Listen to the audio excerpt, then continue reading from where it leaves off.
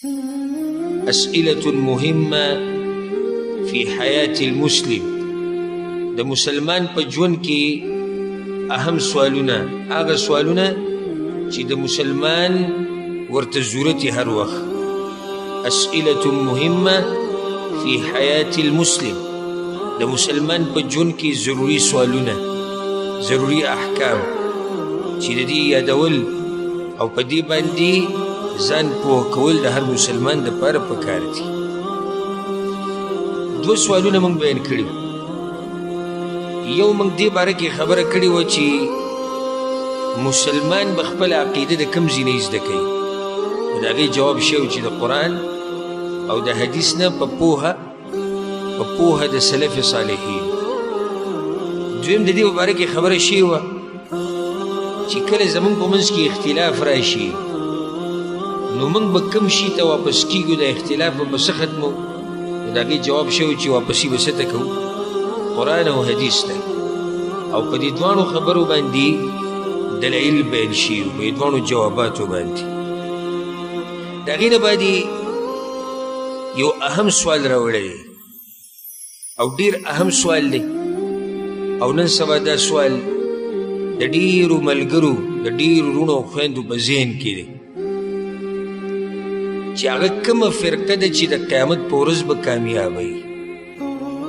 کومه فرقه به د قیامت په ورځ کامیابوي. د دې د جواب اورېده او د دې په دې جواب باندې ځان پوه کول ډېر اهم دي. وجه دا ده چې نن سبا زموږ په دې امت کې ډېرې فرقې جوړې شوي دي، ډېرې بې شماره فرقې، او هره فرقه دا دعوه کوي چې موږ څه یو، موږ په حق یو، موږ جنتیان. لازم د دې په دې سوال د دې په دې جواب باندې ځان پوه کول پکار دي چې هغه کومه ډله به جنت ته ځي او دا کومه ډله چې کامیابه ده د قیامت په ورځ او جنت ته به ځي، د دوی څه صفات دي چې هغه صفات موږ په ځان کې راوړو. نو جواب یې داسې ورکړی دی، وی پیغمبر صلی الله علیه وسلم دا خبره کړې ده: وتفترق امتي على 73 مله. زما په امت کې به 3 فرقې پیدا کیږي. مکمل دا روایت داسې دی، پیغمبر صلی الله علیه وسلم وی یهود 1 فرقو کې تقسیم شي او نصارا په 2 فرقو کې تقسیم شوي، او زما دا امت په 3 فرقو کې تقسیمي. او پیغمبر صلی الله علیه وسلم چې سوی نو دا یقیني دی: وما ينطق عن الهوى ان هو الا وحی یوحى. د پیغمبر خبره یقیني ده. نو څنګه چې هغه ویلي چې 3 فرقې جوړیږي به نو 3 فرقې به جوړیږي. پیغمبر صلی الله علیه وسلم وایي چې كلهم فی النار، دا ټولې فرقې به جهنم ته ځي او دا ټولې ډلې به جهنم ته ځي الا ملة واحده، سوای د یوې ډلې نه چې دا کامیابه ده. همدغه ګوره د دې مقصد دی زمونږ چې دا معلومه کړو چې دا کامیابه څوک دي، دا کامیابه ډله کومه یوه ده او دا کامیاب څوک دي. صرف یوه ډله کامیابه ده او 2 ډلې ده ناکامه دي. 2 ډلې د آخرت کې نشي کامیابی او یوه ډله به کامیابیږي. دا د پیغمبر صلی الله علیه وسلم خبره. قالوا ومن هي یا رسول الله؟ صحابه کرامو وی یا رسول الله دا یوه ډله چې کومه ده، دا کومه چې کامیاب ده، دا څوک ده؟ دا ګوره د صحابه کرامو هوښیارتوب دی او د ځمکې په دې مخ باندې پیغمبرانو نه پس دا هوښیار خلک دي. او څنګه به هوښیار نه وي چې الله د دې ټولو انسانانو په منځ کې دوی چاڼ کړي دي د پیغمبر صلی الله علیه وسلم د ملګرتیا نه، او د دوی نه غوره نه وو، د دوی نه غوره نه وو. یعنې الله به هغه خلک د پیغمبر ملګري کړی وي. صحابه کرام د پیغمبرانو نه بعد د ځمکې په دې مخ اوچت مخلوق دي. د دوی سره ایمان، د دوی سره محبت، د دوی قدر او احترام، د دوی تعظیم، د دوی ادب دا په موږ باندې واجب دی او زموږ ایماني فریضه ده. صحابه کرام ډېر هوښیار خلک. اوس که دا بل کس یو تپوس به کړی چې یا رسول الله دا 2 فرقې څوک دي موږ ته یې بیان کړه. هغوی دا تپوس ونه کړو چې دا 2 څوک دي، دا که هر څوک یې درکوی، خو دا کومه چې کامیابه ده دا څوک دي. زمونږ دا پکار ده، دغه تفصیل زمونږ نه دی پکار چې دا کمې به جهنم ته ځي. هغه اوږد تفصیل دی ځکه 2 فرقې شماري پیغمبر صلی الله علیه وسلم، خو دا خو ډېر تفصیل غواړي که نو هغوی مختصر تپوس وکړو او ډېر جوور تپوس یې وکړو، وی یا رسول الله دا کامیابه کومه یوه ده، مونږ ته دا ډله وښایه. پیغمبر صلی الله علیه وسلم ورته لنډ جواب ورکړو. یو حدیث کې داسې راځي پیغمبر صلی الله علیه وسلم وی الله ماله جوامع الکلم را کړي دي. جوامع الکلم څه ته وایي؟ یعنی مختصر خبرې کومه او دنه پکې ډېرې خبرې راځي. دا د فصیح او بلیغ انسان صفت وي. کوم سړی چې فصیح په هره ژبه کې چې دی فصیح او ژبه واضح او ماهر نو دی خبرې مختصر کوي او دنه پکې ډېرې معنی راګیري. او کوم سړی چې فصیح نه نو دی څه کوي؟ دی به خبره به وړی، مقصد به وړي کوي او خبرې به څه خبرې به ډېري. نو 1 ګنټه به لګي تقریر به کوي، 1 ګنټه دا کته او دا بره او دا داسې او دا داسې او مقصدي خبره 2 منټو. او بل سړی په 2 منټو کې دومره خبره راګیره کړي چې هغه په 1 ګنټه کې. پیغمبر صلی الله علیه وسلم به مختصر خبرې کولې خو دننه به پکې ډېرې معنی پرتې وي، ډېر لوی مقصدونه به پکې پراته وو. اوس وګوره که تاسو چېرته مکتبې ته ورشئ یا دې درسونو ته وګورئ د علماو، پیغمبر صلی الله علیه وسلم چې وفات شوی د سره پاسه 1400 کاله شي او د اوسه پورې علما لګیري د هغه د خبرو شرح یې کوي، د هغه د خبرو وضاحتونه کوي. مختصر خبرې دي خو د اوسه پورې شرح یې کېږي، د اوسه پورې وضاحتونه کېږي او دا به د قیامت پورې کېږي. داسې بلیغ او فصیح انسان هغه مختصر جواب ورکړو. دا مختصر جواب په خپل زړه باندې ولیکه. که تاسو کې هر څوک دا معلومول غواړي چې کامیابه ډله کومه یوه ده، نومونو ته مه ګوره او شکلونو ته مه ګوره او قوم ته او وطن ته مه ګوره چې دا ډله په کوم ملک کې ده او په کوم ملک کې نه ده، شکل یې څنګه ده او رنګ یې څنګه ده او خلک ډېر ده او خلک لږ دي. نه صرف دې ته وګوره. پیغمبر صلی الله علیه وسلم وایي ما انا علیه واصحابي، کامیابه ډله هغه ده چې زما په لار رواني او د صحابه کرامو په لار رواني. بس مختصر جواب، بالکل مختصر جواب. ما انا علیه واصحابي چې زه پېمه او صحابه کرام پېدي چې څوک زمونږ په نقش قدم رواني دا سړی به جنت ته شي او دا سړی په هغه ډله کې دی چې کامیابه ډله ده. دا کامیابه ډله د دوی مشهور نوم یو دا دی اهل سنت والجماعت ورته ویلی کېږي. اگر که زموږ په ملک کې دا نوم د قبر پرستو پې قبضه اچولې ده. اهل سنت والجماعت حقیقي هغه خلک دي چې قرآن او حدیث باندې په عمل کوي، د صحابه کرامو په نقش قدم د پیغمبر په نقش قدم روان. دوی ته ولې اهل سنت والجماعت وایي؟ اهل سنت ورته په دې وایي چې د پیغمبر په لار روان دي او د پیغمبر لارې ته څه وایي؟ سنت. والجماعه او جماعت ورته ولې وایي؟ ځکه چې دوی راجمع دي د پیغمبر په لار باندې. د دوی دویم نوم دی اهل الحدیث، دوی ته اهل حدیث هم ویلی کېږي. بس خلک دا اعتراض کوي وایي چې اهل حدیث ووایي نو معنی دا شو چې قرآن نه مني صرف حدیث مني. نو جواب د هغې دا دی چې دا اعتراض بې ځایه دی. وجه دا ده چې دا اعتراض خو بیا په هغه باندې هم کېږي څوک چې ځان ته اهل سنت وایي چې خط قرآن نه مني صرف سنت مني. کلم دې خبرې ته که نه. دویمه خبره دا ده په حدیث کې قرآن هم راځي او حدیث هم راځي. الله په قرآن کې څه وایي؟ فبأي حديث بعده يؤمنون ومن أصدق من الله حديثا. نګوره د الله کلام تم څه ویلی شوي دي؟ حدیث. او د پیغمبر صلی الله علیه وسلم حدیثونو تم حدیث وایي. نو دا فرقه چې کومه ده دا کامیابه فرقه د دوی مشهور نومونه یو څه دی اهل سنت والجماعت، دوی ته اهل حدیث هم ویلی کېږي، دوی ته اهل الاثر هم ویلی کېږي. بعضو ملکونو کې دا په اهل الاثر مشهور وي او اثر هم دغه د حدیث او سنت او دې ته نږدې دوی ته سلفیان هم ویلی کېږي. سلفیان ورته ولې وایي؟ ځکه چې دوی د سلفو په نقش قدم روان دي. او سلف څوک دي؟ صحابه کرام، تابعین، تبع تابعین، دا سلف دي. نو د دوی په لار چې روان دي نو هغه ته څه ویلی کېږي؟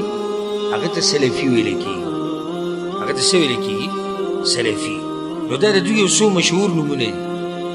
بعض خلک په موږ باندې یو اعتراض کوي او د بعضو علماو بیانونه اورېدلي د هغې نه متاثره شي.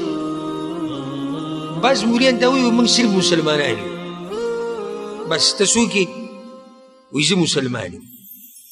نو بیا راشي په موږ باندې اعتراض وکړي، وایي دا موږ چې مسلمانان یو دا پوره ده که نه؟ نو دا خبرې پکې د کوم ځای نه راووتې چې دا اهل سنت دی او دا سلفي دی او دا اهل حدیث دی او دا قسم پکې څه نه راوویستې؟ په دې به مې اکتفا کړی وی چې بس دا مسلمانان دي. الجواب، زمونږ ذاتي نوم هغه مسلمان دی، موږ ټول مسلمانان دي. اهل سنت که موږ ځان ته وایو یا اهل حدیث وایو یا سلفیان، نو دا زمونږ صفتي نوم دی. څه نوم دی؟ صفتي. په دې سره موږ فرق راولو په ځان کې او په نورو هغو دعویدارو کې چې کوم د اسلام دعوه کوي. شیعه هم ځان ته مسلمان وي، بریلی هم ځان ته مسلمان وي، صوفي، قبر پرست چې څومره دا فرقې دي، پیغمبر صلی الله علیه وسلم نه وایي درې اویا فرقې به جوړېږي. دا ټول ځان ته مسلمانان وي. خو ته په دوی کې کم یو یې، ځان خو به راښکاره کېږي. ښه، موږ ټول انسانان یو که نه؟ زموږ اصل بنیاد سره چې موږ ټول څه یو؟ انسانان. ټول انسانان یو. خو زه اسحاق یم، ته عبدالله یې، هغه محمد دی او هغه احمد دی او هغه عبدالعزیز دی او هغه عبدالرحمن. ولې دا نومونه ولې؟ ټول خو انسانان دي، خو په دې نومونو باندې څه کېږي؟ فرق راځي چې او دا محمد دی، دا عبدالله دی، دا دواړه جدا جدا دي. محمد د هغه ځای دی، عبدالله دې ځای. که ما ورته دا ووایو چې موږ صرف مسلمانان یو بس، نو ته کوم مسلمان یې؟ کوم منهج دی ستا؟ آیا ستا هغه عقیده دی کومه چې شیعهګانو ده؟ او ځان ته مسلمانان، که نه د بریلیانو، که نه د صوفیانو، که نه د قبر پرستو او بیا دې څیزه. لازم به ته دا وضاحت ماته کې چې ته خو مسلمان یې، مسلمانان خو ځان ته ډېر وي، خو په مسلمانانو کې ته کوم منهج والی؟ وایي زه سلف صالحینو په لار روان یم، سلفي یم. بس صحیح شو چې سلفي دی، معنی دا چې د صحابه کرامو په نقش قدم روان، او صحابه کرام په څه روان وو؟ قرآن او حدیث. نو دې ځای کې تاسو ته دې مسلې جواب په دې کتاب کې درکړی دی، او دا جواب یې د ځان نه یې درکړی، دا جواب یې د کوم ځای نه درکړی؟ د پیغمبر صلی الله علیه وسلم د حدیث. عوام راشي زموږ نه درته پوښتنه کوي، وایي زه به څنګه معلوموم چې دا فرقه په حقه ده که نه ده؟ ته د دې فرقې تګلارې ته وګوره، ته د دې فرقې طریقې ته وګوره، منهج ته وګوره. دا کوم مولا چې په منبر باندې ناست دی، دې کوم طرف ته دعوت ورکوي؟ که چېرته دې طرف ته دعوت ورکوي چې راشئ زمونږ پلانې مشر ژوندی دی او د هغه سره بیعتونه وکوي او زنده‌باد او مرده‌باد او زمونږ مرګ او ژوند د دې جماعت دپاره او زمونږ مرګ او ژوند د خپلې پارټۍ دپاره او زمونږ هر څه د خپلې پارټۍ دپاره، او قرآن او حدیث پکې نه ذکر کوي، پوه شي چې دا هغه فرقه نه ده کومه فرقه چې پیغمبر صلی الله علیه وسلم ذکر کوي. اسان دي پېژندل.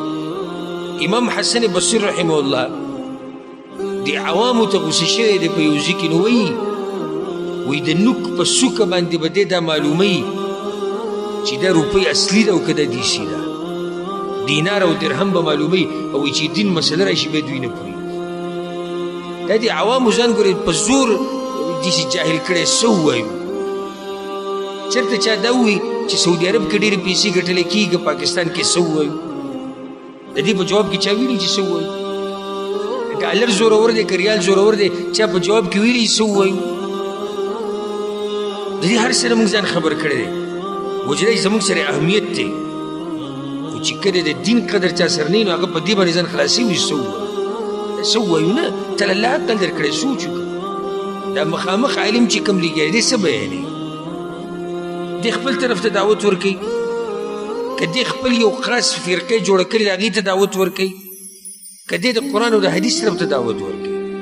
چې کله تا دا معلومه کړه چې او دا عالم قرآن او حدیث طرف ته دعوت ورکوي، د صحابه کرامو لارې ته دعوت ورکوي، پوه شي چې دا عالم په حقه باندې. نور غلطیانې خو انسان دی، انسان خو کمزور دی، غلطیانې خو به کېږي، غلطیانې جدا مسله. ومنګ بنیادی منهج وایو، منهج به زمونږ د ټولو صحیح د پیغمبر لاره او د صحابه کرامو لاره. بس د دغې نه به نه اخوا کېږو نه به دې خوا کېږو. او ځکه امام مالک رحم الله سوی وایي کومه خبره چې د صحابه کرامو په وخت کې دین و هغه نن هم دین دی، او کومه خبره چې د هغوی په وخت کې دین نه و نو هغه نن هم دین دی. دین هم حقه دین دی کوم چې د هغوی په وخت کې چې هغه زمانه کې د دین ویلی کېدو هغه به نن هم دین وي، او چې هغه زمانه کې د دین نه ویلی کېدو هغه نن هم دین نه دی. دلته یو بله مسله دا اهل حق چې دي حدیث نه داسې ښکاري چې دا به لږي، لکه یو حدیث کې داسې راځي چې لا تزال طائفة من امتي، زما په امت کې یو ټولګی به په حق وي. څه به ټولګی یعنې په دې دومره لوی امت کې به ټولګی په حق وي. زمونږ د بعضو عوامو په زړه کې یو تله ایښودې ده او هغه ده چې څوک ډېر دي دا به څه دي دا په حق وي. دا غلطه خبره. پیغمبر صلی الله علیه وسلم ته چې کله نبوت میلاو شو نو هغه ابوبکر صدیق ورسره رضی الله عنه، خدیجه وه، بلال عفوا علي بن ابي طالب رضی الله عنه، زید رضی الله او داسې یو څو کسان، او بیا وروسته ورسره بلال او دا. اوس تاسو وګورئ چې دا یو څو کسان دي او په مقابل کې ټوله دنیا ده. آیا دلته به موږ دا خبره کوو چې ډېر په حق دي که لږ په حق دي؟ که دلته دې وکتو چې ډېر په حق دي نو بیا خو والعیاذ بالله دا به وایي چې پیغمبر او دغه ملګري په حق نه، ځکه چې هغه یو څو کسانو د شمار او د ټولې دنیا سره مقابله کوله. بله ده نن سبا چې عام دي عالم ته وګوري ګناهونه ډېر دي که نیکیانې ډېر دي؟ ګناهونه ډېر دي. اکثر خلک نشې کوي، اکثر خلک دروغ وایي، اکثر خلک دوکې دړاکې کوي، اکثر خلک حرام خوري، اکثر خلک فحاشیانې کوي، اکثر خلک اوزع. نو که چېرته دا تله ته ولګې چې ډېر خلک څه کوي موږ به هغه کوو نو بیا خو دې هر څه خراب، هر څه دې ګډوډ.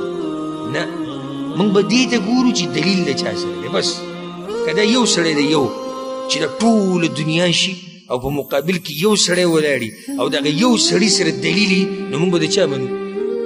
موږ به د یو کس منو، ځکه چې موږ لیوني د دلیل یو، موږ په دلیل پسې ګرځو. تپوس هم د دغې دلیل کېږي. قل هاتوا برهانکم. یهود ووي جنت ته به صرف یهودیان ځي، نصارا ووي نصارا به ځي. الله د هغوی نه څه سوال وکړو؟ الله وایي سورة بقره کې قل ای پیغمبر ورته ووایه هاتوا برهانکم، راوړئ څه شی؟ راوړئ دلیل. زمونږ دین په دلیل باندې بنا دی، دا په تاویلو ماویلو نه دی، دا نه د بزرګانو په قصو دی، او دا نه په دې دی چې پلانې فرقې دا وي پلانې فرقې دا. چا سره چې دلیل دی دا په حق باندې دی. نو د دې اهل حقو د کومه فرقه چې کامیابه ده د دوی د ټولو نه ګټه نښه دا ده چې دوی منګولې لګولي دي په څه باندې؟ په قرآن او په حدیث باندې. دویمه نښه دا یاده کوي دوی دننه ډلهبازي نه جوړوي. لکه الحمدلله چې څومره اهل حق دي دوی به تا ته دغه دعوت ورکوي چې راشه سله قرآن او حدیث دی، نه یو جنډې طرف ته دعوت دی، نه یو مشر چې ژوندی دی راشي د هغه طرف ته، نه زنده‌باد نه مرده‌باد، نه دا چې زمونږ دپاره زمونږ سره چې څوک په جماعت کې د حق پرست دی، دې جماعت ته چې څوک بار یا باطل پرست دی، نه دا چې مونږ سره نوم ولیکه، نه دا چې مونږ سره صرف پښتانه، نه مونږ دا وایو هر هغه سړی که هغه په امریکا کې دی، که هغه په پاکستان کې دی، که هغه په انډیا کې دی، که هغه په سعودي کې دی، په هر ځای کې چې څوک کوم قرآن او حدیث بیانوي، قرآن او حدیث باندې عمل کوي، زمونږ د زړه سره موږ دې ته نه ګورو چې دا نوم یې لیکلی دی او که نه دی، د چا سره دی او نه دی، جنډه ورسره کومه یو ده او زنده‌باد او مرده‌باد، دا چغې د حق پرستو سره نشته. حق پرست د هغوی مشر امام څوک دی؟ امام اعظم محمد ابن عبدالله صلی الله علیه وسلم، هغه پسې روان. او دا علما موږ د دې ټولو قدر کوو. وجه دا ده چې دا علما په وړۍ د زمونږه موږ رسي قرآن او حدیث ته. که دا علما دې ته درکړو نو ته په قرآن او حدیث باندې پوهېدی شي؟ نشي پوهېدی. نو لازم به علماو ته واپس کېږي او علماو ته به زنګنان ماتې. موږ د علماو قدر کوو، د هر عالم احترام کوو، خو کوم ځای کې چې عالم خطا شوی نو خطا وله پرېږدو سره د ادب او د احترام. موږ ته ګورې د هر چا نه قرآن او حدیث ډېر ګران دي، د هر چا نه راته قرآن د خپل مور پلار نه راته قرآن او حدیث ډېر ګران دي. پاتې لا یو مولوي صاحب، پاتې لا یو عالم، یو امام. موږ د دې امام قدر کوو، موږ د عالم قدر کوو، موږ د مفتي صاحب قدر کوو، موږ د شیخ صاحب قدر کوو، موږ د دې ټولو قدر کوو، خو دا وایو چې دومره قدر نه کوو څومره چې د قرآن او د حدیث کوو. نو هر ځای کې چې د خبره د قرآن او حدیث خلاف راله، نو سره د احترامه به د خبره پرېږدو، سره د احترام بیا به ولم بې ادبي نه کوو. خو موږ په دې نه یو مکلف کړي الله چې تاسو به په ده پسې روان یې، که غلطه وي او که صحیح وي. نه، الله موږ په دې مکلف کړي چې تاسو به تابعداري د څه کوئ؟ د قرآن او د حدیث. نو په دې باندې به اکتفا وکړو. او نن په دې نشست کې دا یو سوال کافي دی. انشاءالله پر روان نشست کې به بیا د 4 نمبر سوال نه به شروع کوو چې د نیک عمل د قبلېدو دپاره کوم شرطونه پکار دي. الله دې موږ پوه کړي په قرآن او حدیث باندې، او الله دې موږ د مرګ پورې په حق باندې قایم او دایم لري، او الله دې موږ له مرګ په هغه وخت کې راولي کوم وخت کې چې الله زموږ نه راځي، او الله دې موږ ته الله دې زموږ اخرني خبره د دنیا نه لا اله الا الله وګرځي. او څنګه چې الله موږ په دې مبارک جومات کې راوځي کړي، ترشان دې الله موږ په جنتونو کې یوځای کړي. هذا والله اعلم، وصلى الله وسلم على نبينا محمد وعلى آله وصحبه أجمعين.